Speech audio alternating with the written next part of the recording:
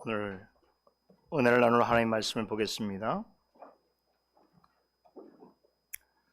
사도행전 15장 30절에서 41절 말씀입니다. 사도행전 15장 30절로 41절 말씀 봉독해 올리겠습니다. 저희가 작별하고 안디옥에 내려가 무리를 모은 후에 편지를 전하니 읽고 그 위로한 말을 기뻐하더라.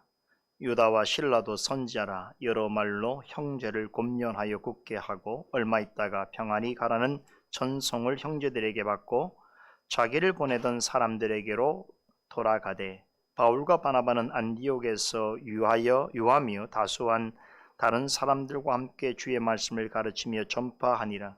수일 후에 바울이 바나바더러 말하되 우리가 주의 말씀을 전한 각 성으로 다시 가서 형제들이 어떠한가 방문하자 하니 바나바는 마가라 하는 요한도 데리고 가고자 하나 바울은 밤빌리아에서 자기들을 떠난 한 가지로 일하러 가지 아니한 자를 데리고 가는 것이 옳지 않다 하여 서로 심히 다투고 피차 갈라서니 바나바는 마가를 데리고 배 타고 후브로로 가고 바울은 실라를 택한 후에 형제들에게 주의 은혜의 부탁함을 받고 떠나 수리아와 길리기아로 다녀가며 교회들을 굳게 하니라.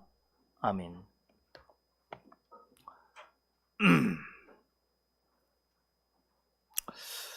우리는 지난 몇 주 동안 사도행전 15장 본문을 중심으로 예루살렘 공의에 대해서 집중적으로 살펴보았습니다. 왜 예루살렘 공의회가 소집되게 되었고 이 회의에 참석한 구성원들은 누구였으며 여기서 심도 깊게 다루어진 구체적인 현안은 무엇이었고 이 문제를 해결하기 위해서 어떠한 논의와 변론이 있었으며 누가 어떤 발언을 하였으며 그리고 마침내 공의회에서 내린 최종 결정이 무엇인가에 대해서 자세하게 검토해 보았습니다. 공의회로 말미암아 당시 초대교회의 최대 논쟁거리였던 또 가장 심각한 장애물로 여겨졌던 문제가 말끔하게 해소되었습니다. 공의회에서는 유대인과 이방인 선교에 있어서 중대한 대원칙을 확정했습니다. 간단하게 두 가지로 요약할 수 있습니다. 첫째는 유대인 성도들을 향해서는 이방인 중에서 하나님께로 돌아오는 자들을 괴롭게 해서는 안 된다는 것입니다. 일부 유대인 성도들은 개종한 이방인 성도들에게 계속해서 자신들처럼 할례를 받고 율법을 행해야 한다고 주장했습니다. 그렇게 하지 않으면 이스라엘처럼 하나님의 택한 백성이 될 수 없고 구원받을 수 없다는 것이었습니다. 그러나 공의회는 사람이 구원받는 것은 혈연적 관계나 율법의 행위에 의한 것이 아니라 오직 예수 그리스도의 은혜로 말미암는 것이므로 이방인 성도에게 다른 구원의 조건을 제시하는 것은 구약시대부터 여러 선자들로 증거하신 하나님의 구원의 경륜을 거스리는 아주 잘못된 판단이라고 하는 결정을 내렸습니다. 자, 그런데 사실 이 결정은 이방인에게만 해당되는 것이 아닙니다. 유대인에게도 똑같이 적용됩니다. 유대인이든 이방인이든 누구든지 간에 행위로서 구원 얻을 수 없습니다. 디도서 3장에서는 사람이 구원받기 전에 어떤 상태였으며 그럼에도 구원받게 된 이유를 이렇게 설명합니다. 디도서 3장 3절로 7절 말씀입니다. 우리도 전에는 어리석은 자여 순종치 아니하는 자여 속은 자여 각색 정욕과 행락의 종로로 타는 자여 악독과 투기로 지낸 자여 가증스러운 자여 피차 미워한 자였으나 우리 구주 하나님의 자비와 사람 사랑하심을 나타낼 때에 우리를 구원하시되 우리의 행한 바 의로운 행위로 말미암지 아니하고 오직 그의 공률하심을 좇아 중생의 씻음과 성령의 새롭게 하심으로 하셨나니 성령을 우리 구주 예수 그리스도로 말미암아 우리에게 풍성히 부어주사 우리로 저의 은혜를 힘입어 의롭다 하심을 얻어 영생의 소망을 따라 후사가 되게 하려 하심이니라. 명확하지요. 유대인이든 이방인이든 전에는 다 하나님 앞에서 악하고 가증한 존재였습니다. 그런 사람이 어떻게 의로운 자라 할 수 있으며 무엇을 행함으로 스스로 구원을 얻을 수 있겠습니까? 오직 하나님의 공률하심과 그리스도의 공로와 성령의 거듭나게 하신 역사로 말미암아 구원 얻습니다. 우리가 구원 얻게 된 것은 오로지 삼위 하나님의 전적인 은혜로 되어진 일입니다. 예루살렘 공의회는 이 중요한 신학적 입장을 오고 오는 모든 세대의 교회를 위한 하나님의 뜻으로서 공식적으로 정립한 최초의 교회 회의였습니다. 둘째로 이방인 성도들을 향해서는 성경의 가르침과 충돌되지 않는 선에서 오랫동안 유대인들이 중요하게 여겨온 의식과 전통을 가급적 존중해 주어야 한다는 결정을 내렸습니다. 구체적인 예로 우상의 더러운 것과 음행과 목매어 죽인 것과 피를 멀리하라고 당부했습니다. 이것들은 유대인들이 전통적으로 삼가하는 것으로서 실제적으로는 구원과는 관련이 없습니다.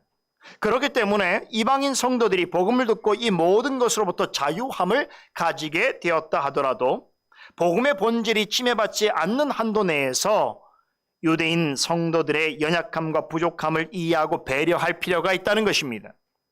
유대인 성도들이 이방인 성도들에게 또다시 율법의 멍해를 지우게 하는 일이라면 결단코 용납할 수 없는 일이겠지만 구원과 상관없이 자신의 신앙과 양심을 괴롭게 하는 일로서 받아들이는 일이라면 이방인 성도들도 이 점을 신중하게 생각하고 지혜롭게 처신해야 한다는 것입니다. 그렇게 하지 않는다면 유대인 성도들과 이방인 성도들이 원만한 교제를 이루기 어렵습니다. 이질적인 민족성과 문화를 가지고 있는 서로 다른 사람들이 하나의 교회를 이룰 수 없습니다. 공회는 야고보의 탁월하고 지혜로운 제안을 따라서 교회의 건덕과 성도 간의 유익을 위해서 구원과 관련 없는 행위에 관해서는 당장에 다투고 정지하기보다는 서로의 입장을 이해하고 존중하라는 유화적인 결정을 내렸습니다. 이것은 율법주의에 젖어 있는 일부 유대인들이 그리스도를 향하여서 항상 오만하고 단정적인 태도를 보인 것과는 완전히 상반된 결정입니다. 이미 그리스도를 믿게 된 이방인들을 향해서 그들은 너희가 모세 율법대로 할례를 받지 않으면 결단코 구원을 받지 못할 것이라고 단정적으로 말했습니다. 이것은 권면이 아니라 협박이요 저주입니다. 어떤 상황에서도 협박과 저주는 구원받은 그리스도인들의 언어가 아닙니다. 갈라디아 교회의 경우에서 보았듯이 어떤 자들이 교회에 몰래 들어와서 의도적으로 복음의 핵심을 감추고 또 복음을 왜곡해서 교회를 어지럽히고 믿는 자들을 멸망으로 이끄는 명백한 이단적인 주장을 멈추지 않는 그런 자들을 향해서는 말씀에 의지하여 저주를 선포할 수 있습니다. 그러나 그리스도와 복음을 사랑하기는 하지만 아직은 제대로 된 깨달음을 갖지 못해서 여전히 연약하고 부족한 모습을 보이고 있는 성도들에 관해서는 그리스도 안에서 온유하고 부드러운 마음으로 대해야 하는 것입니다.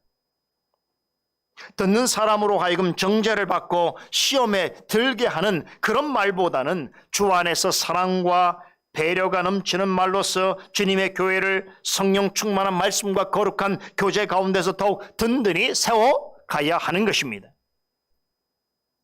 이것이 두 번째 제안에 담겨있는 야고보의 마음입니다. 예루살렘 공의회는 주님의 교회와 성도들을 위해서 마땅히 가져야 하는 온유하고 겸손한 마음의 판단을 만장일치로 수용했습니다. 그렇게 해서 공의회는 앞서 언급한 두 가지 원칙을 보편교회를 위한 중요한 결정사항으로 최종 가결하게 된 것입니다. 이로써 당시 초대교회의 최대 이슈로 부각되었던 이방인 선교와 관련해서 신학적으로, 교리적으로, 실천적으로 대단히 중요한 원칙을 마련하게 되었습니다. 나아가서 이후로 그리스도의 복음이 보다 멀리, 보다 많은 사람들에게 전파될 수 있는 확고한 기틀을 다지게 되었습니다.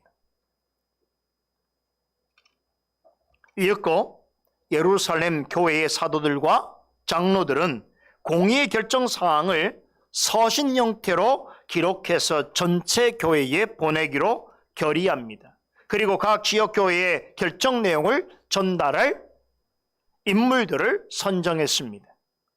이 중에서 가장 주목받는 교회는 단연 안디옥 교회입니다. 왜 그렇습니까?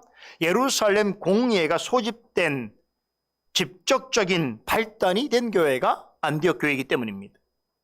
이런 특수한 상황을 고려해서 사도들과 장로들은 바울과 바나바와 함께 유다와 실라라는 인물을 안디옥 교회로 보내기로 결정합니다. 본문 32절에 따르면 유다와 실라는 바울과 바나바를 도와서 안디옥 교회에 가서 말씀을 가르치는 일을 행합니다. 누가는 이 두 사람을 선지자라고 소개하고 있습니다.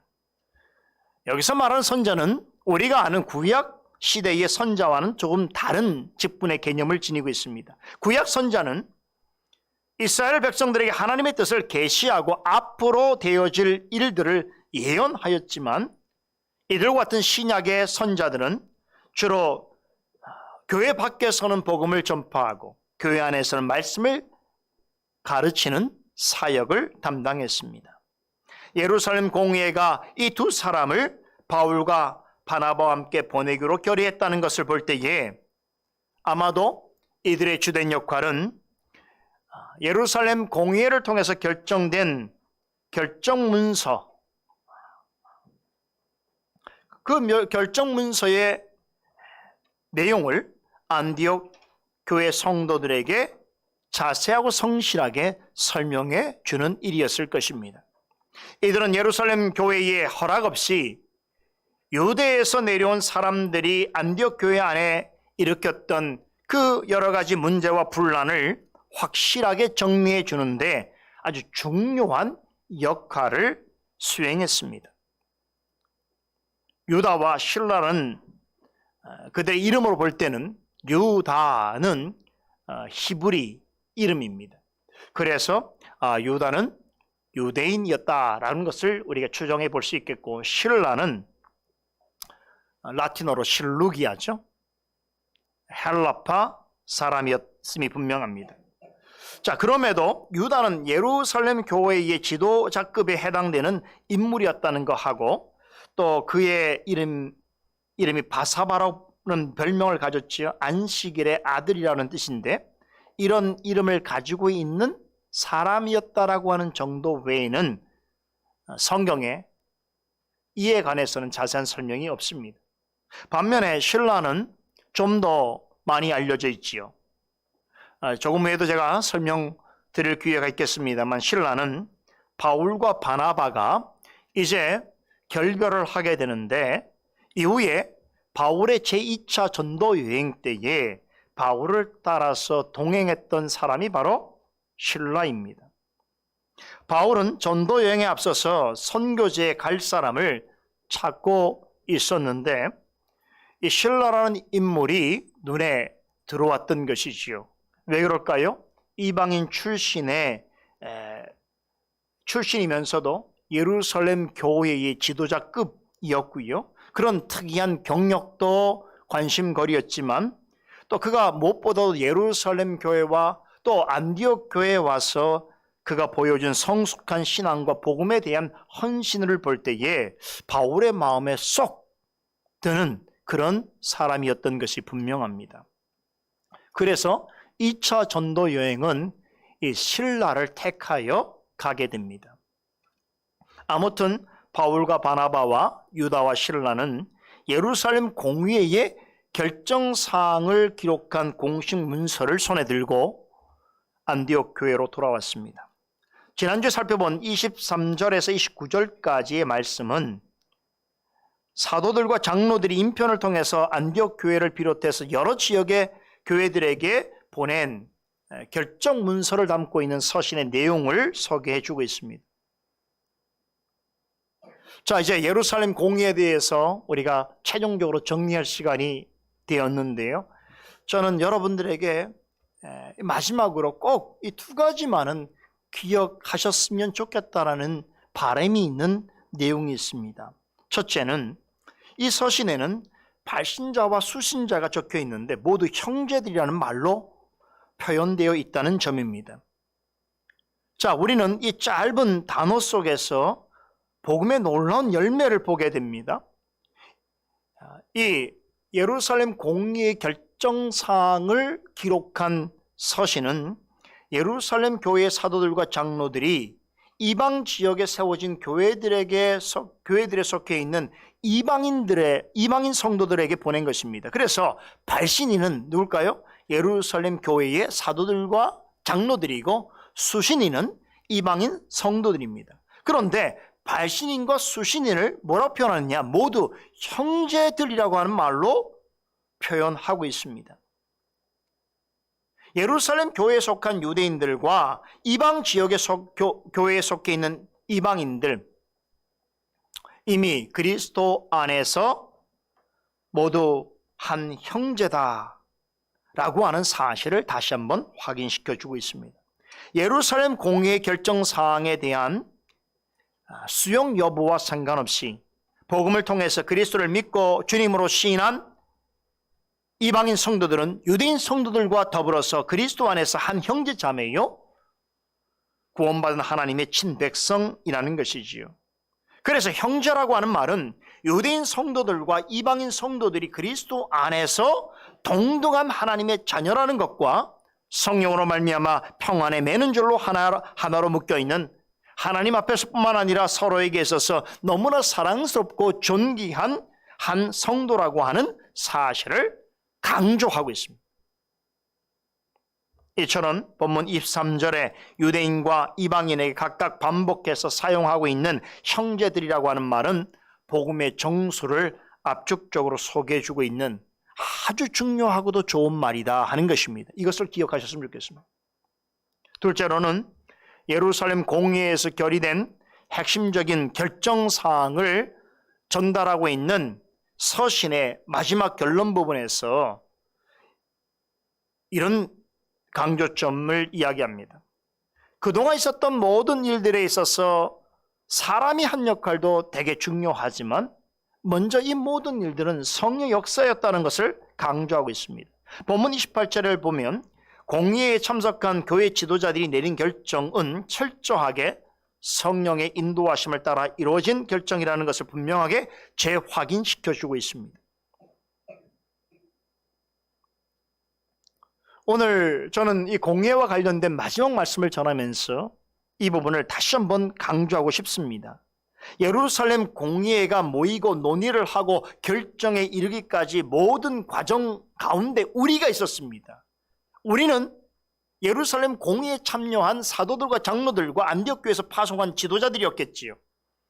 그래서 겉으로 보자면 공의회의 소집에서부터 결정에 이르는 모든 일들은 이들에 의해서 주도된 것처럼 보여질 수 있습니다. 하지만 공의회의 핵심 결정사항을 기록한 공식 문서에는 이 모든 일이 되어지도록 개입하시고 이끄신 이가 바로 성령이었음을 분명하게 천명하고 있습니다. 예루살렘 공의회를 생각할 때에 우리는 이 부분을 한시도 잊어서는 안 되는 것입니다. 사람이 일하였어도 실제로 선한 열매를 맺게 하신 분은 성령 하나님이십니다. 사도행전을 가리켜서 흔히 성령행전이라고 부릅니다. 그만큼 사도행전은 그리스도의 구속의 은혜를 교회와 성도들에게 실제적으로 인치시고 적용하시는 성령의 역사와 그 역할을 매우 강조하고 있습니다. 그런 사도행전의 전체 흐름에서 볼 때에 예루살렘 공의회의 최종 문서에 성령을 먼저 언급한 것은 대단히 일관성이 있는 기록이다, 이렇게 볼 수 있습니다. 또한 사도행전의 실제 저자이신 성령의 뜻을 잘 드러낸 부분이라고 할 수 있습니다. 복음을 전하고 진리를 가르치고 교회를 세우는 일에 있어서만 성령의 개입이 있는 것이 아닙니다. 이렇게 교회가 신학적이고 교리적인 문제로 어려움에 처해 있을 때 이 문제를 지혜롭게 푸는 방식과 과정에 있어서도 성령의 개입과 역사가 있는 것입니다. 그러니까 이 신학적 문제를 해결하기 위해서 공의회로 모이고 거기에서 말씀에 근거한 논의와 변론이 이루어지고 또 성경 진리에 입각한 내용을 보편교회를 위한 최종 결정으로 받아들이게 되는 모든 과정에 성령의 적극적인 간섭과 주도하심이 있었다는 사실입니다. 이것은 믿음을 가진 사람만이 알 수 있는 대목입니다. 이런 이유 때문에 공회에 참석한 사도들과 장로들과 모든 교회 지도자들은 공회의 결정 사항을 하나님의 주권적인 섭리의 결과로서 받아들였던 것입니다. 그리고 그것을 문서로 기록해서 전체 교회에 보냄으로써 그리스도 안에 있는 모든 성도들이 준수할 것을 권고할 수 있었던 것입니다. 이해되시지요? 이제부터는 예루살렘 공회가 이제 폐회한 후에 연달아서 일어난 몇 가지 중요한 의미 있는 사건에 대해서 살펴보려고 합니다. 오늘 본문은 크게 두 단락으로 나눌 수 있습니다. 먼저 30절에 35절에서는 예루살렘 교회에서 보내온 공회의 결정 사항과 관련해서 안디옥 교회에 어떤 일이 있었는지를 전해주고 있습니다. 그리고 이어지는 36절에서 41절까지는 바울의 새로운 전도 여행의 시작을 알리는 내용이 그려져 있습니다. 자, 이로써 드디어 우리는 그토록 바라던 바울의 제2차 전도 여행의 여정길에 동참하게 됩니다.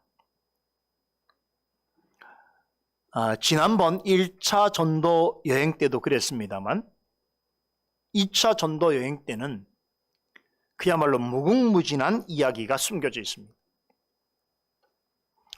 어떤 보화보다도 값진 교훈들을 발견하게 될 터인데요.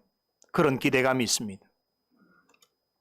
그런데 제2차 전도 여행의 여정을 우리가 좀 더 가까이 들여다보면 한 가지 성경인 기록이 없지만 우리가 지금까지 살펴본 바로는 한 가지 확신을 하게 되는 것이 있는데 2차 전도 여행의 모든 그 여정과 내용들이 실제로는 사도행전 15장에 소개된 예루살렘 공의의 결정 사항과 관련되어 있다는 것이.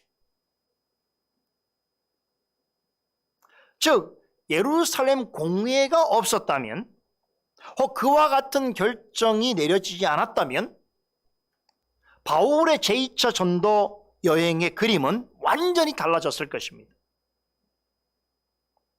결과적으로 말씀드리면 바울의 두 번째 전도 여행이 시작하기 전에 예루살렘 공의회가 있었고 또 여기서 이방인 선교의 대원칙이 되는 신학적인 토론이 있었고 모든 보편교회를 위해서 만장일치로 결정하게 되었다는 것은 앞으로 보다 힘있게 전개될 전도 사역을 위해서 하나님께서 미리 계획해 두신 일이다 라는 것을 알게 된다는 것입니다. 바둑 좋아하시는 분들 계시죠? 바둑 용어 중에 포석을 깔다, 포석을 두다라고 하는 말이 있습니다. 뭐 아시는 것처럼 저는 바둑을 잘 못 둡니다만 저는 오목을 좋아합니다. 근데 바둑은 들어보니까 집을 많이 차지하는 사람이 이기는 것이라고 하더라고요. 그런데 이 바둑을 잘 두는 사람은요, 바둑을 처음 시작 둘 때부터 내가 집을 어떻게 차지할 것인가 하는 것을 생각하면서 초반부터 자신에게 유리하도록 이 돌을 깔아놓는다고 합니다. 바로 이것을 포석을 둔다, 포석을 깐다 이렇게 말하는 것입니다. 다시 말하면 앞으로 되어질 일을 예상하면서 그것의 성공을 위해서 어떤 배경을 미리 만들어 놓는 것이지요. 이것이 포석입니다. 비유하면 예루살렘 공의회는 앞으로의 이방 선교를 하나님의 뜻에 따라서 성공적으로 수행할 수 있도록 하시기 위해서 하나님께서 미리 포석을 깔아두신 일이라는 것입니다.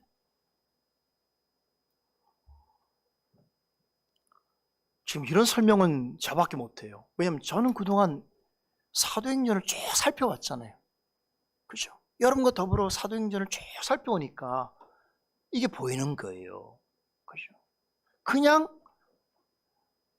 사도행전의 중심이 되는 15장에 예루살렘 공의회라고 하는 사건이 그냥 우연히 있었던 것이 아니고 이제 앞으로 전개될 사도 바울의 더 중요한 선교에 있어서 그것이 하나님 뜻에 따라서 성공적으로 수행될 수 있도록 하나님이 마치 바둑에서 앞으로의 집을 위해서 포석을 사람이 두는 것처럼 미리 앞의 일을 내다보시고 그러한 배경을 만들어 두신 거란 말이에요. 자, 그런데 사람은 아무리 바둑 고수라고 하더라도 포석을 아무리 잘 깔아둔다고 하더라도 항상 이길 수는 없는 것입니다. 왜 그렇습니까? 자신이 원하는 대로 되지 않는 경우가 많기 때문이지요. 그러나 하나님은 다르십니다. 하나님이 하시고자 하는 일에는 실패가 없습니다. 예루살렘 공의의 결정은 성령께서 앞날에 되어질 일들을 예상하시고 모든 일이 하나님대로 되어지도록 토대를 만드는 것이었습니다. 제2차 선교 여행부터는 여러분들이 이 점을 염두하면서 이렇게 말씀을 들으셔야 이제 그 의미가 조금 더 정확하게, 분명하게, 슬기롭게 이해될 수 있게 되는 것입니다. 2차 전도 여행에 대해서 말씀 전하기 전에 먼저 본문의 첫 번째 단락에 소개된 내용부터 살펴보기를 원하는데요. 예루살렘 공의에 참석했던 대표진이 안디옥 교회에 돌아왔습니다. 바울과 바나바는 예루살렘 교회가 파송한 유다와 실라라고 하는 인물과 함께 안디옥 교회 성도들을 모아놓고 공의의 결정 문서에 대해서 설명하는 시간을 가졌습니다. 자, 여러분, 저희가 여러분 아시다시피 우리 안디옥 교회에 이런 문제가 있어서 예루살렘 공의회에 참석하였고 거기에서 많은 논의가 있은 후에 이런 결정에 이르게 되었습니다. 이것은 거기에 참여한 모든 사람들이 만장일치로 이룬 것이어서 이것을 각 교회에 기록해서 서신으로 전달하도록 했습니다. 그러기에 여러분들에게 이 서신을 전달합니다. 하기 위해서 안디옥 교회 사람들을 다 불러다 모아놓았던 것이죠. 자, 여러분 어디서 본 장면 같지 않습니까? 어디서 봤죠? 어디서 봤죠, 이런 장면을? 사도 바울과 바나바가 1차 전도여행을 끝내고 안디옥 교회로 돌아왔을 때에 성도들 다 불러다 놓고 보고를 했지 않습니까? 그 모습과 똑같은 거예요.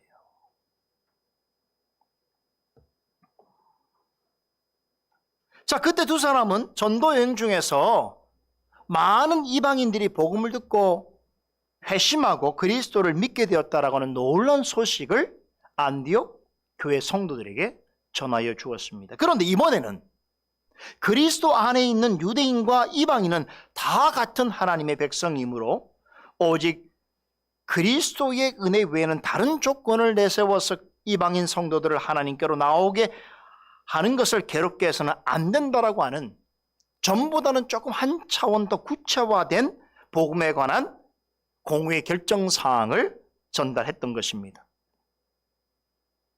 그림은 같지만 조금 업그레이드가 된 것이죠. 자, 그런데 이 소식을 전해들은 안디옥 교회 성도들은 어떤 반응을 보였습니까? 매우 기뻐하고 환호했습니다. 그리스도 안에서 유대인과 이방인이 아무런 차별이 없는 하나님의 한 가족이라고 하는 결정은 대부분이 이방인 출신으로 구성되었던 안디옥 교회로서는 엄청난 위로가 되었던 것입니다.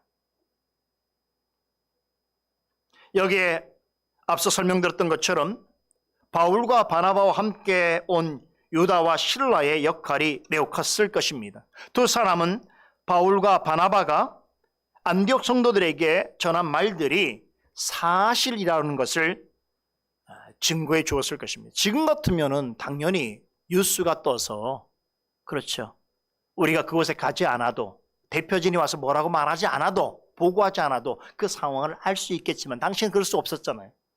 다시 말하면 안디옥 교회 대표로 파송된 사람의 입만 보고 있어야 되는 상황이잖아요. 그런데 그들이 와서 바울과 바나바 결정 상황에 대해서 이렇게 이야기할 때에 사실 그것이 그러한 것인 줄을 증인이 될 사람이 또 없잖아요. 그래서 유다와 실라가 필요했던 것이죠. 먼저 바울과 바나바가 결정 상황에 대해서 경위를 설명하고 그 내용의 의미를 이야기하자 옆에 있던 유다와 실라가 나서서 그것이 사실입니다 라고 하는, 자신들이 보고 들은 것을 소상하게 고하였을 것입니다. 본문 32절에서 누가는 이 두 사람을 선자라고 소개하면서 여러 말로 형제들에게 권면하여 그들을 더욱 강하게 하였다라고 전합니다. 이 두 사람은 사도들과 장로들이 공의의 결정사항을 안디옥 교회에 잘 전달하도록 여러 명의 교회 지도자들 중에서 특별히 선택하여 보낸 사람들입니다. 그냥 아무나 보낸 게 아니에요. 교회의 지도급 형제들 중에 대표적으로 두 사람을 선출했는데 그 사람은 유다와 실라인 거죠. 그러니까 그런 사람이기 때문에 이런 사람들이 안디옥 교회에 왔으니까 어떻겠어요? 자기 역할을 충실히 잘 감당했겠죠. 그 역할이 뭐겠습니까? 여러 가지 권면의 말들로서 성도들을 위로하고 교회를 든든히 세우는데 도움을 주는 일이었다는 것이죠. 두 사람은 안디옥 교회 성도들에게 권면의 말을 전할 때에 놀랍게도 그들을 형제들이라고 다시 한번 지칭합니다. 33절에 보면 이에 안디옥 이방인 성도들도 이들을 가리켜서 형제들이라고 부릅니다. 두 사람은 얼마 동안 안디옥에 머물면서 성도들에게 여러 가지 가르침과 선한 영향을 끼쳤다가 예루살렘으로 다시 돌아가게 됩니다. 누가는 이때 안디옥 교회 성도들이 이 두 사람들에게 보인 반응을 간단히 전해주고 있습니다. 두 사람을 형제로 극진히 대하면서 그들을 돌려보냈다는 것이죠. 이 모습은 앞서 살펴본 23절에 기록된 상황과 매우 유사합니다. 예루살렘 공회를 마친 후에 사도들과 장로들이 결의 상황을 공적 문서로 기록해서 이방 지역에 있는 여러 교회들에게 보낼 때에 아까 말씀드렸죠. 발신인과 수신을 어떤 말로 표현했다고 그랬죠? 같이 형제들이라고 썼다고 그랬죠? 그런 것처럼 유다와 실라와 또 안디옥 교회에 속해 있는 성도들은 이러한 공의 결정 상황에 금방 익숙해졌습니다. 그래서 스스럼 없이 서로를 향해서 형제들이라고 불렀습니다.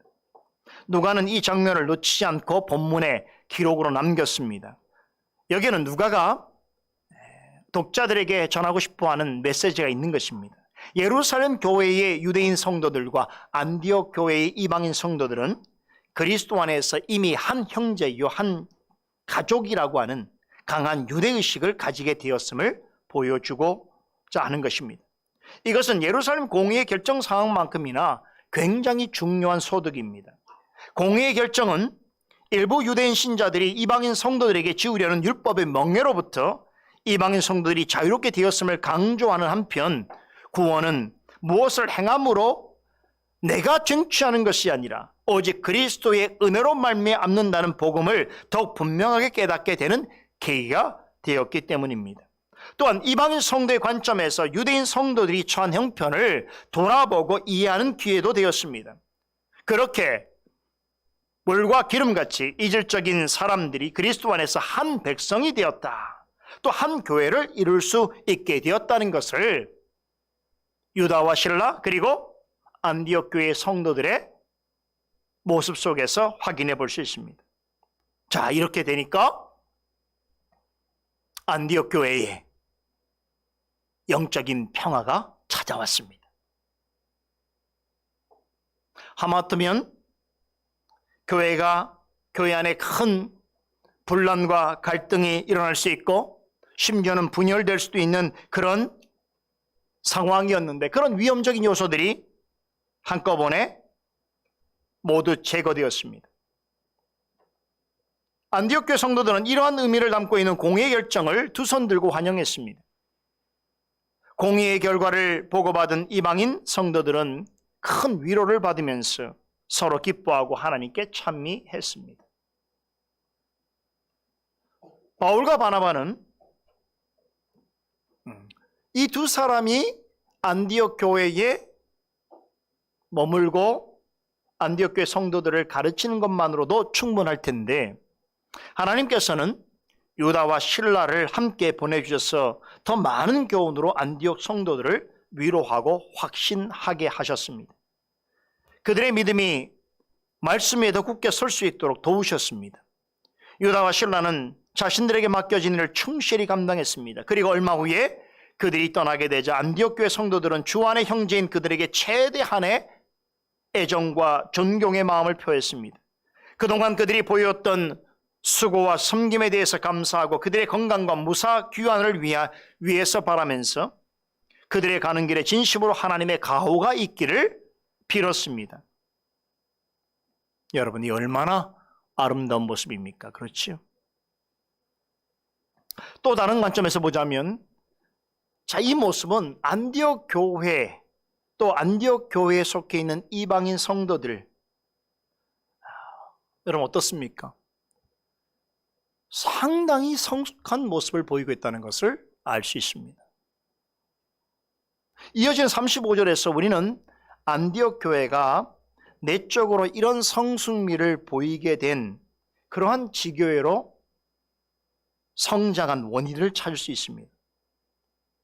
사명을 마친 유다와 실라는 예루살렘으로 돌아갔습니다만 바울과 바나바는 여전히 그곳에 남아서 복음을 전파하고 말씀을 가르쳤습니다. 우리는 여기서 한 가지 놀라운 소식을 발견하게 됩니다. 누가는 바울과 바나바뿐만 아니라 수단 사람들과 함께 이 사역을 행했다라고 전합니다.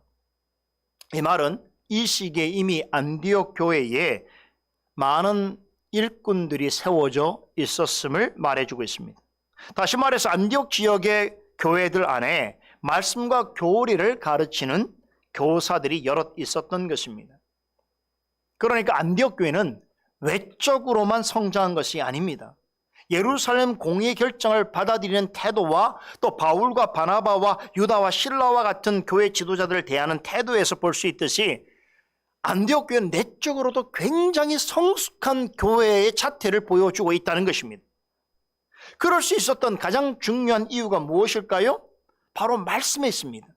사도행전 13장 1절에 보면 이 바울과 바나바가 안디옥 교회의 파송을 받아서 1차 전도 여행을 떠날 때에 이미 안디옥 교회는 그들을 포함해서 5명의 말씀을 가르치는 선자와 교사들이 있었다는 것을 전해주고 있습니다. 혹시 기억나십니까? 바울과 바나바뿐만 아니라 흑인 시몬이라는 사람, 구레네 사람 루기오라는 사람, 그리고 분봉왕 헤롯과 어릴 때 함께 자랐던 왕족 출신의 마나니안 사람이 일찍부터 안디옥 교회에서 말씀을 가르치는 사역에 동참하고 있었습니다. 그런데 시간이 흘러서 바울이 제2차 전도 여행을 떠날 즈음에는 안디옥 교회에 더 많은 말씀 사역자가 있었다는 것이죠. 이들은 바울과 바나바를 도와서 말씀으로 성도들을 양육하는 일에 최선을 다했습니다. 여러분 이것은 무엇을 말해줍니까?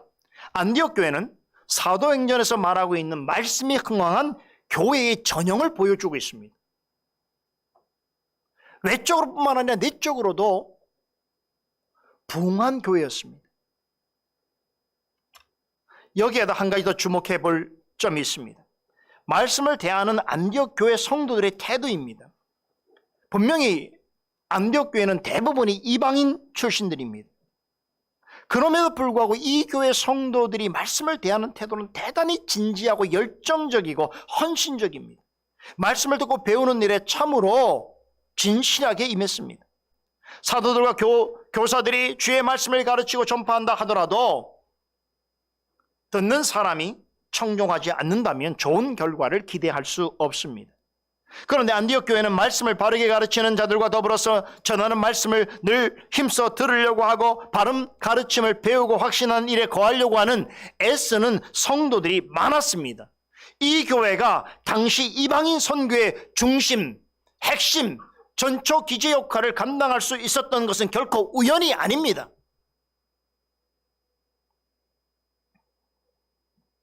이렇게 누구보다 주의 말씀을 전하고 배우는 일에 특심함을 가진 사역자들과 성도들이 힘써 힘을 합해서 세워가는 교회를 성령께서는 참으로 귀하게 사용하셨습니다. 이 안디옥 교회의 이런 모습을 볼 때마다 우리 교회를 투영하게 됩니다. 우리 교회도 안디옥 교회의 이런 모습을 닮아가는 교회가 되기를 간절히 소원합니다. 안디옥 교회처럼 이토록 크고 중대한 일을 감당할 수 없을지라도 우리에게 몫이라는 게 있겠죠. 우리 교회로서 감당할 수 있는 몫이 있을 것입니다. 그럴지라도 우리에게 맡겨주신 일이라고 한다면 그 일을 안디옥 교회와 같은 태도로, 안디옥 교회에 속해 있는 성도들이 말씀을 대하는 그런 태도로 임하여 하나님께서 기뻐하시는 열매를 내는 교회로 자라가기를 간절히 소원합니다. 그러기 위해서 반드시 필요한 일이 있습니다. 무엇입니까? 주의 말씀에 집중해야 합니다. 전하는 자는 진심을 다해서 말씀을 가르치고 말씀으로 양육해야 하며 듣는 자는 성심을 다해서 말씀을 배우고 말씀의 열매를 드러내는 일에 힘써야 합니다. 그리할 때에 수나 규모와 상관없이 그 교회는 교회로서의 본질과 자태를 드러낼 수 있게 되는 것입니다. 하나님이 기뻐하시는 교회로서 합당한 쓰임을 받게 되는 것입니다. 믿으십니까? 다시 안디옥 교회로 교회 이야기로 돌아보십시다. 이제 36절 이하에 기록된 내용을 살펴보려고 하는데요. 앞서 언급했듯이 이 부분은 사도 바울이 제2차 전도 여행을 떠나게 된 그 시초의 이야기를 전해주고 있습니다. 안디옥 교회에 예루살렘 공의의 보고가 있은 후에 어느 정도의 시간이 지났습니다. 학자들에 따라서 몇 개월로 보는 분도 있고 몇 년으로 보는 분도 있습니다. 상당 기간의 날들이 흘렀다는 건 분명합니다. 그 사이에 안디옥 교회는 다시 안정을 되찾았습니다. 그러자 바울은 다시 전도 여행을 떠나야 할 때가 되었다고 생각하게 되었습니다. 그동안 구상하고 있던 전도 계획을 바나바에게 털어놓았습니다. 36절이죠. 우리말로 하면 이렇게 제안했습니다. 우리가 주님의 말씀을 전파한 여러 도시의 형제들을 다시 찾아갔어. 그들이 어떻게 지내고 있는지를 살펴보십시다 라고 바나바에게 제안했습니다. 여러분, 이 또한 얼마나 아름다운 모습입니까? 이 두 분이 좀 더 신다고 해서 누가 뭐라고 할 사람도 있는 것도 아니고 그들이 이 예루살렘 교회와 안디옥 교회를 통하여서 여태까지 한 일들을 보게 된다면 더 많은 휴식과 평안한 여생을 보내더라도 누가 뭐라고 할 입장이 아니겠지요. 그럼에도 바울은 다시금 구령의 열정을 불태우면서 선교 여행에 나서려고 하고 있습니다. 그의 오래된 선배여 동역자인 바나바는 이것이 힘들고 어려운 일인 줄 알면서도 바울의 제안을 흔쾌히 받아들였습니다. 바나바 역시도 1차 전도여행 때 복음을 전한 지역에 세워진 교회들을 함께 순회하면서 이 교회들이 어떻게 서가고 있으며 성도들은 또 어떻게 자라나고 있는지를 살펴보는 것이 좋겠다라고 동의했습니다.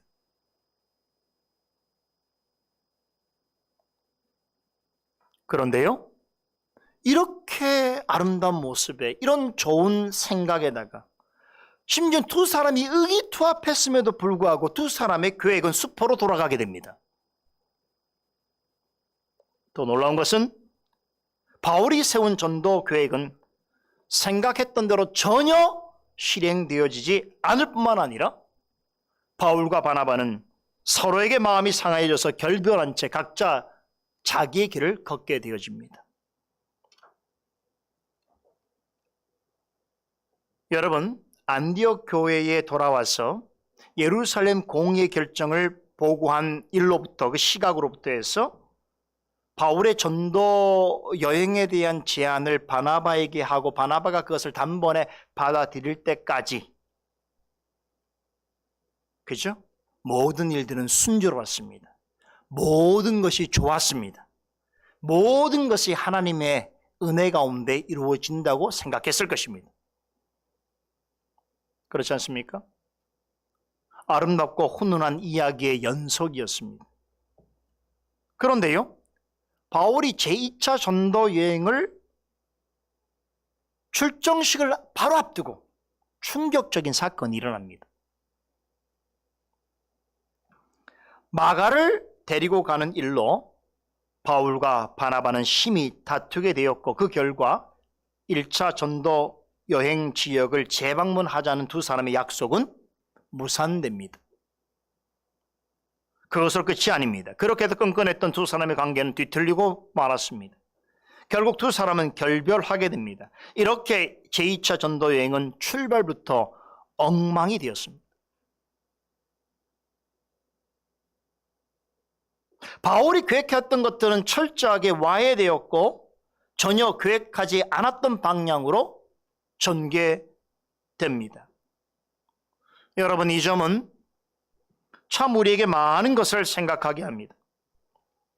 우리가 무엇을 계획하는 것과 하나님의 계획하신 일 사이에 어떤 관계가 있는가, 또 어떤 차이점이 있는가, 또한 하나님의 생각과 우리의 생각이 다를 수 있음에도 하나님은 어떻게 우리를 통해서 계획하신 바를 이루어 가시는가.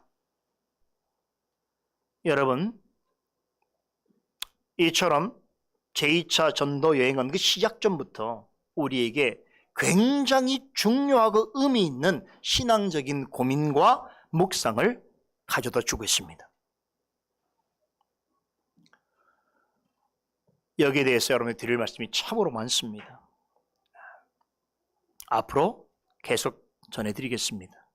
오늘은 본문이 전하는 내용이 있기 때문에 이 내용을 중심으로 해서 우리가 꼭 생각해 보아야 할 몇 가지 교훈을 집중해서 말씀드리도록 하겠습니다. 지난번에 바울의 1차 전도 여행 때 함께 했던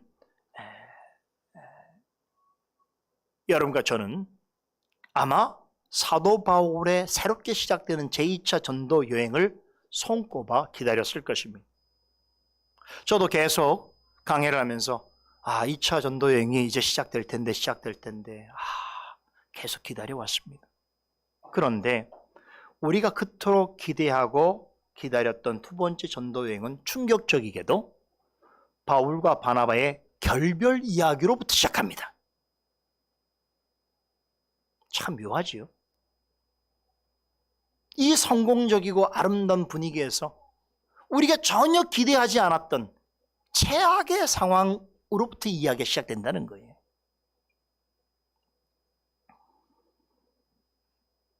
이것은 어쩌면 지금까지 이렇게 좋았던 분위기에 찬물을 끼얹은 단 느낌이 드는 것이죠. 여태까지 얼마나 좋았습니까?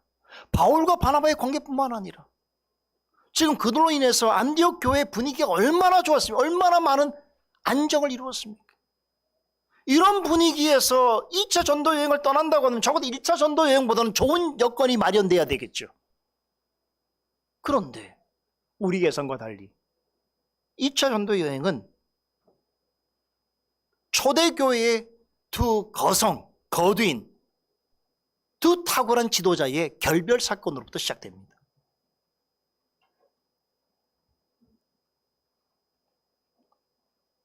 여기 하나님 뜻이겠죠? 그 이유가 뭐냐면 2차 전도 여행 때 마가를 데려갈 것인가 아닌가 문제가 이 사건의 발단이 되었습니다. 바나바는 지난번 전도 여행지를 재방문해서 교회들을 돌아보자는 바울의 제안을 흔쾌히 받아들였습니다. 다만 한 가지 조건이 있었어요. 내 조카 마가 요한을 데리고 가는 것이었습니다.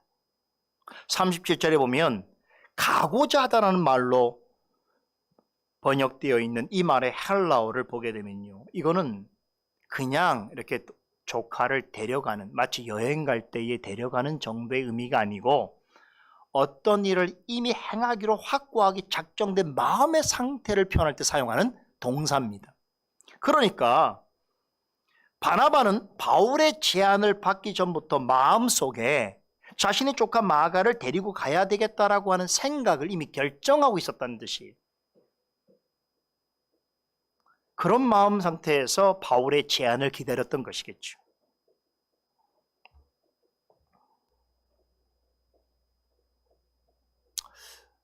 여러분, 삼촌이 조카한테 이런 마음을 갖는 게 나쁜 겁니까?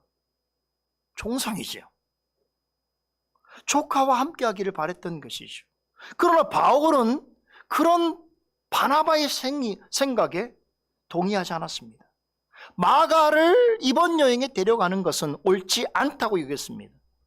바울은 전에 마가가 선교 여행에서 이탈한 일을 기억하고 있었습니다. 마가는 제1차 전도 여행 때 바울과 바나바의 조력자로 동참했었지요. 하지만 구브로 섬을 지나서 이제 배를 타고 밤빌리아 지역으로 넘어갈 때에 육지로 넘어가자마자 중도에 포기해버리고 예루살렘으로 돌아가 버렸습니다. 본문 38절에서 바울은 그가 그때 마가가 한 행동을 상기하면서 선교 여행 도중에 동료들을 버리고 떠나간 사람을 또다시 데려가자고 하는 것은 옳은 일이 아니다라고 목소리를 높이고 있습니다. 바울 또한 맞는 얘기죠.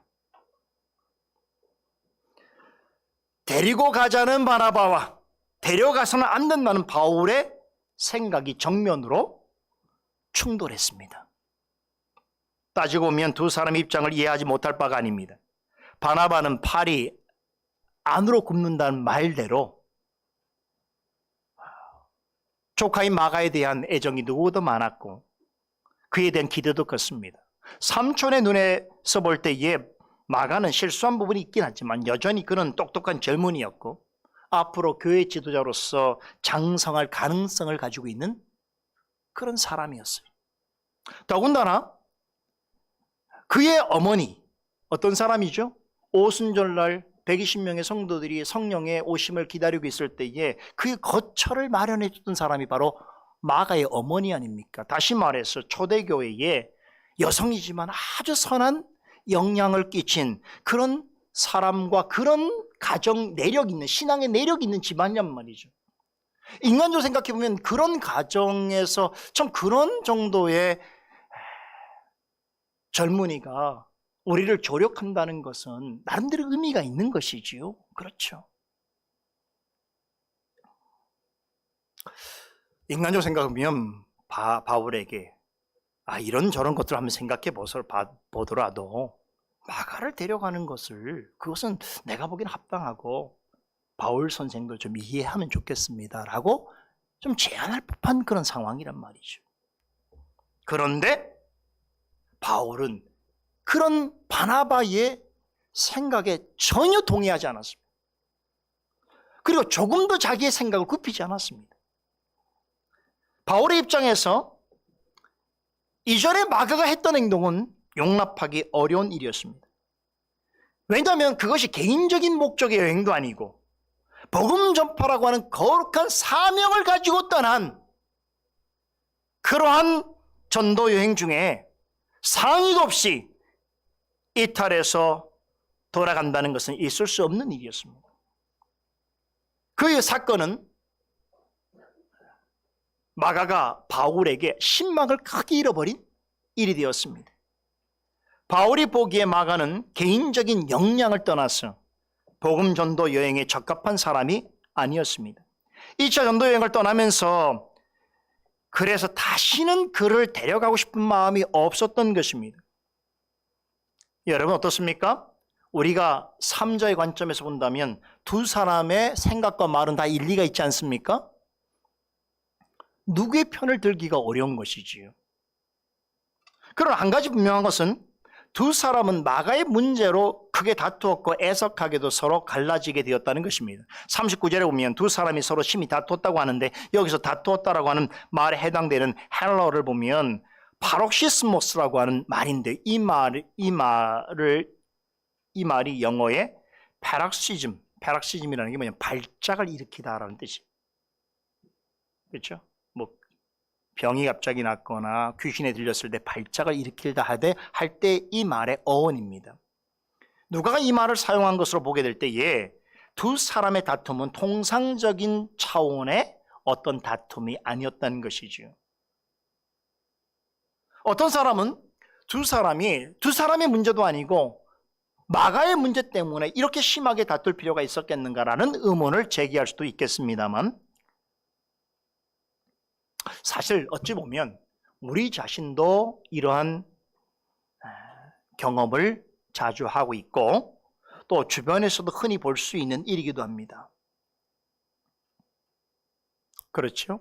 그러니까 사람 때문에, 어떤 사람 때문에 우리가 부부 사이에도 부부의 문제보다 부부 밖에 있는 제3자 때문에, 그렇죠, 회사 일을 할 때도 그렇잖아요. 두 사람은 관계 괜찮은데 어떤 다른 사람 때문에 관계가 어려워지므로 그 두 사람이 어려워질 수도 있는 거죠. 이런 거 우리가 늘 경험하는 거란 말이에요. 근데 문제는 이 일이 바울과 바나바에 일어났다는 것이겠죠. 대단히 안타까운 일입니다만 여기에는 역설적인 교훈이 숨어 있습니다. 우리는 이 교훈을 생각해 봐야 됩니다. 바울과 바나바와 같이 믿음이 대단히 좋고 지혜롭고 의로운 사람에게도 결점이 있다는 사실입니다. 그들도 우리와 같은 성전을 가진 죄인이라는 것입니다. 그들은 분명 성경에서 전하는 훌륭한 신앙인들 중에 제가 볼 때는 가장 탑 중에 탑에 오를 수 있는 경지의 분들입니다. 그럼에도 불구하고 그들은 결코 완전 무결한 사람이 아닙니다.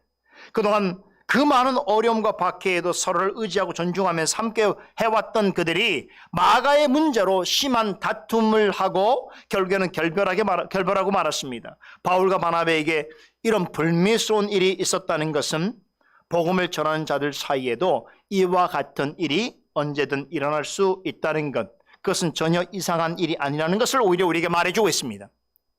성숙한 성도라고 할지라도 이와 같은 일이 그에게 발생할 수 있습니다. 이런 일이 일어나도 좋다는 것을 말하는 것이 아닙니다. 오히려 그 반대입니다. 사랑하는 사람 사이에 일어나는 다툼은 불일치와 분열이라고 하는 고통을 맛보게 합니다. 그러기에 가능하다면 이런 일은 안 만드는 것이 좋겠지요. 그럼에도 한 가지 기억할 것이 있습니다. 바울과 바나바가 마가의 문제로 심히 다투고 결별하게 된 일을 그들에게서 무슨 아주 큰 약점이라도 발견한 듯이 무조건 그들을 정죄하거나 비난하려고 해서는 안 됩니다. 이 일은 분명 두 사람의 약함에서 비롯된 것이긴 합니다만 우리가 흔히 말하는, 다시 말하면 어떤 사람 때문에 다투게 되는 그런 차원의 일과는 좀 다른 성격이 있습니다. 저는 두 사람의 다툼은 복음 전도를 대하는 서로의 다른 성품에서 비롯되었다고 생각합니다. 바울은 복음에 있어서만큼은 누구보다 냉철하고 철저한 성품을 지녔습니다. 그는 사도 바울의 잘못조차도 눈 감지 않았던 사람입니다. 근데 그를 질책했습니다. 초대교회 내에서 베드로는 큰 산과 같은 존재였습니다. 그럼에도 그의 잘못을 그냥 덮지 않았던 것입니다. 왜 그렇습니까? 사람들로부터 주목받는 위치에 있는 만큼 더 신중하게 행동할 책임이 있었기 때문입니다. 마가를 거부한 것도 이런 맥락에서 이해해 볼 수 있습니다. 이것은 마가라는 사람이 싫어서라기보다는 그와 같은 습관, 습성, 성품을 지닌 사람은 여러 지역을 다니면서 복음을 전도하는 그런 여행에는 걸맞지 않다고 판단한 것입니다. 그러니까 다시 말하면 자신의 일 같으면, 나를 돕는 일, 내 개인적 일 같으면 얼마든지 마가 같은 사람을 용납할 수 있겠지만 하나님의 복음을 전하는 일, 하나님 나라를 세워가는 이 막중한 사역의 관점에서 볼 때는 이런 일을 감당할 사람이 조금 힘들다고, 어렵다고 도중에 나가빠지는 것은 차라리 그런 일을 하지 않는 것이 더 낫다고 판단하게 된 것입니다. 다시 말해서 바울이 이렇게 한 건 철저하게 복음이라고는 엄중한 입장에서 판단하게 된 것이란 말이죠. 전에 사도행전 13장에서 1차 선교 여행 도중에 마가가 예루살렘으로 돌아갔다는 본문을 제가 강설할 때도 설명드렸습니다만, 바울은 2차 전도 여행 때 마가를 데리고 가자는 바나바의 제안을 끝까지 받아들이지 않음으로 인해서 결국 그와 결별하게 됩니다만, 그렇다고 해서 마가를 끝까지 나쁘게 생각한 것은 아니었습니다. 나중에 노년이 되어서 디모데에게 보낸 편지에서 마가를 언급하면서 이렇게 말하죠. 디모데후서 4장 11절에 보면 네가 나한테 올 때에 마가를 데리고 오라고 부탁하면서 그는 나의 일에 유익한 자라고 칭찬을 남깁니다. 골로새 4장에 보면 골로새 성도들에게 마가를 소개하면서 그가 여러분들에게 오게 되거든 그를 잘 영접하라고 권면하기도 합니다. 바울은 마가를 결코 미워하지 않았습니다. 다만 마가가 중대한 실수를 범한 지 얼마 되지 않은 시점에서 그를 다시 전도여행에 합류시키는 것은 복음 전파가 하나님의 일을 이루는 그런 중대한 사역이라는 관점에서 볼 때에 그것은 올바른 판단이라고 생각지 않았기 때문입니다. 그에 비해서 바나바는 다른 성품을 갖고 있는 거예요. 바나바라고 하는 이런 뜻이 뭡니까? 위로의 아들이죠. 바나바는 항상 주변 사람들을 챙기고 그들을 위로하고 그들의 긍휼을 베풀고 용기를 주는 그런 성품을 가지고 있는 사람이. 그러니까 마가가 비록 조금 잘못했지만 그에게 다시 기회를 주고 또한 돌이키는 그를 용납하고 그를 다시 잘 세워가야 되는 것이 우리 역할이라고 생각하는 그런 성품을 가진 사람입니다. 여러분은 바울과 바나바의 성품 중에 누구에 더 이끌립니까? 누구죠? 보통은 바나바를 좋아하죠. 보통은 엄격한, 이렇게 모든 일에 마치 참 엄격한 무선 선생 같은 그런 바울보다는 배려심이 많은 바나바를 더 친숙하게 여깁니다. 바울같이 이런 성품을 가진 사람은 상당히 부담스러워하면서도 반면에 바나바 같은 성품을 가진 이는 가까이 하고 싶어 합니다. 그래서 개인적 차원에서는 나는 누구 편이다 라고 말할 수 있을지 모르겠습니다만 복음의 관점에서 본다면 누가 옳다 누가 틀리다고 말하기 어렵습니다. 바울에게 좀 더 가까운 사람이 있는가 하면 바나바를 더 친근하게 여기는 사람이 있을 뿐이지 두 사람이 다 틀렸다 혹은 둘 다 잘못했다고 단정할 수 없습니다. 그들의 입장에서 보면 틀린 것이 없습니다. 교회 관점에서 보더라도 바울 같은 지도자와 바나바와 같은 지도자가 다 필요한 것입니다. 다만 두 사람이 그동안 서로 성품이 다르고 생각이 달라도 일치된 마음으로 함께 해왔는데 마가의 문제로 다투고 갈라졌다는 것은 그들처럼 대단한 신앙과 지혜를 가진 믿음의 위인도 인간성에 약점이 있다는 것을 여실히 드러내는 것입니다. 안타깝긴 하지만 완전 무결한 사람이 아닌 이상 그런 결점을 우리 누구에게서나 볼 수 있습니다. 이 사실은 왜 우리는 바울파와 바나바파가 되어서는 안 되는가 하는 명확한 이유를 제시해 주고 있습니다. 인성을 가졌으면서도 단 하나의 오점도 없는 본을 보여주신 분은 오직 우리 주 예수 그리스도 뿐입니다. 그러므로 우리는 언제나 그리스도 편에 서야 합니다. 그리스도만을 나의 주님으로 믿고 신뢰하고 섬겨야 하는 것입니다. 이런 교훈이 있겠지요? 제2차 전도여행이 시작되기도 전에 바울과 바나바가 결별했다는 소식은 참으로 안타깝고 애석한 일입니다만 여러분 이것만 생각하면 안 돼요. 여기에만 생각을 고정시키면 안 됩니다. 사람의 죄성과 연약함이 드러나는 중에도 그런 가운데 하나님의 거룩하신 뜻을 이루어 가시는 성령의 역사가 끊이지 않았다는 사실에 주목해야 합니다. 이게 핵심입니다. 바울과 바나바는 결별을 선언한 뒤에 각자의 길로 가게 됩니다. 바나바는 마가를 데리고 배를 타고 구브로 섬으로 갔습니다. 구브로는 여러분 아시는 것처럼 이 두 사람이 1차 전도여행 때 가장 먼저 들렀던 곳이고 바나바의 고향이기도 합니다. 굉장히 친숙한 곳이지요. 바나바가 구체적으로 어떤 생각을 가지고 어떤 마음을 가지고 구브로 섬으로 가게 됐는지는 알 수 없지만 아마도 그의 성향을 보게 될 때에 여러 지역을 돌아다니면서 복음을 전파하는 사역을 지속했을 것입니다. 하지만 딱 여기까지예요. 이 바나바는 사도행전에서 이제 더 이상은 언급하지 않습니다. 여기까지가 바울이 우리에게 보여준 사역의 마지막입니다.